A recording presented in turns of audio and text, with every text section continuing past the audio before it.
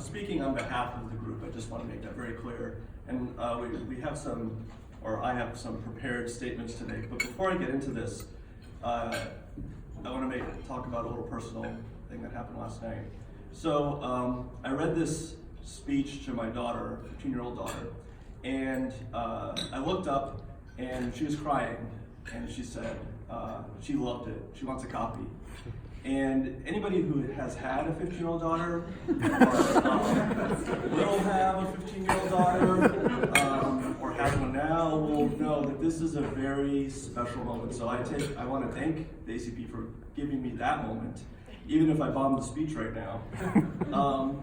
But then I jokingly said to her, well, I'm glad you liked it, but there aren't going to be any 15-year-olds in the audience. And she's like, yeah, okay. And it got me thinking, and there's two things I thought of. One is, at some point I can say we all come from different walks of life, we've done a lot of different things. We were all 15 at one point, and the world was unfolding in front of us, right? The other thing is, she's about to inherit this world that we live in, and we're on the cusp of that, or I am anyway. And so a lot of the work that I do and that we do is for them.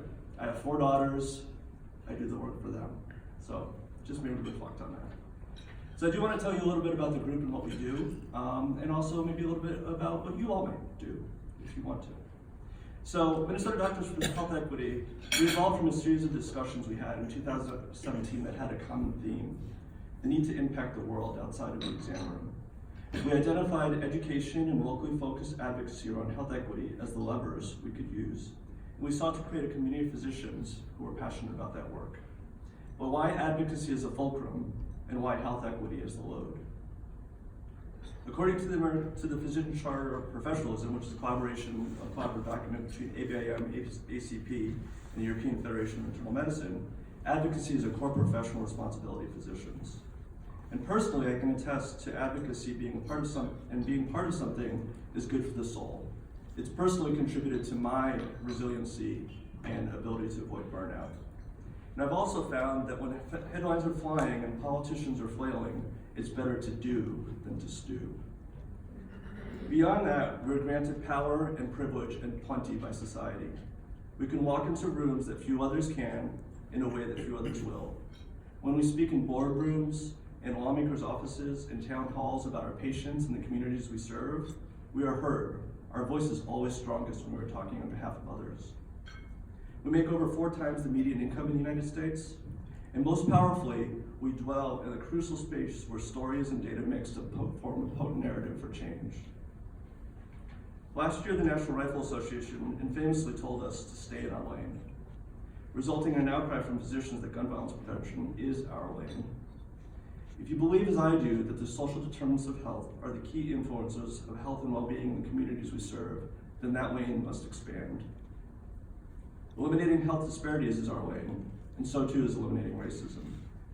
Righting housing and food inequities, addressing the environment and climate change, advocating education, eliminating poverty, these are all in our lane. The advocacy pathways that we have the privilege to walk encompass the whole of the world. This is both a daunting challenge and an audacious opportunity.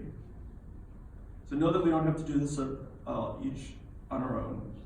So to make things easier, I created a best practices order set for physician advocacy.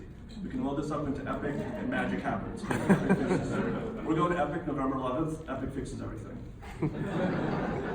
So number 1, pick something you care about, or if you can't, pick something you at least complain a lot about. Number 2, find a group that cares about that thing and join it.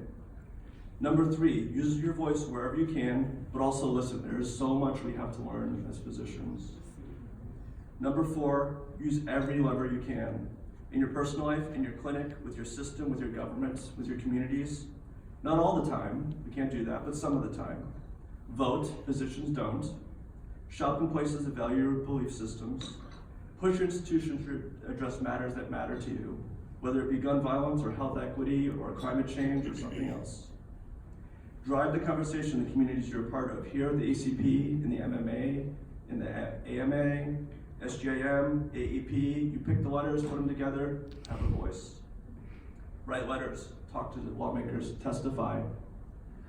We see MDHEQ as part of a larger movement that puts social justice at the forefront of being a citizen and being a physician. There's so much to do. Fortunately, we have the collective capacity and capability to do so much. Working together while working with patients, families, and communities, we can pull the levers that move the world. Let's get started, and thank you.